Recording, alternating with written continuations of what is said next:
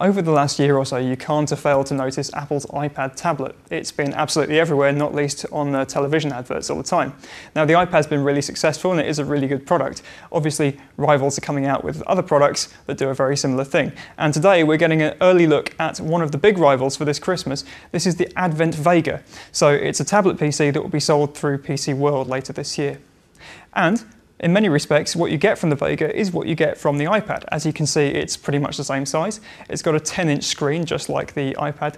The resolution on this one's a tiny bit lower, but in reality, it's very, very similar. And it's a nice bright screen too.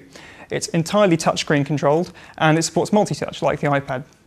It has a web browser built in, so you can connect it up to Wi-Fi in your home and surf the web. What it hasn't got, on the other hand, is a SIM card slot, so you can't surf the web using mobile broadband like you can with the iPad.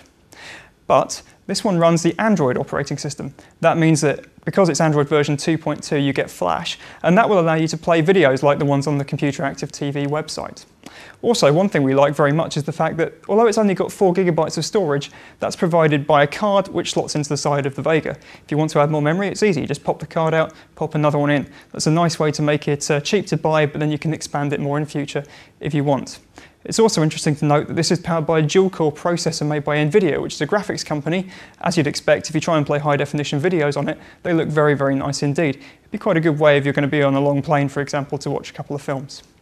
Now, are there any downsides? Well, there are a couple of them. For starters, you have to admit it just doesn't feel quite as good as an iPad. It's a bit more plasticky, it's a little lighter, which in some respects is quite nice, but on the other hand, it just doesn't have the same feel. The buttons around the side, not quite as good either. It's also the big issue of apps. Now, Android has its own app store, just like Apple, but this one here doesn't actually connect to the Android market. Instead, it uses a different app service, and because this is a pre-production model, this isn't the finished one, that service isn't running yet, so we can't actually check it out and find out if the App Store will offer lots of programs or whether there's just a few. That's going to be a really big decision when it comes to how good this is as a buy. So, what do we think? Well, at the moment, because of the App Store, and because this is a pre-production one, it's still a little rough around the edges, we can't actually make a decision.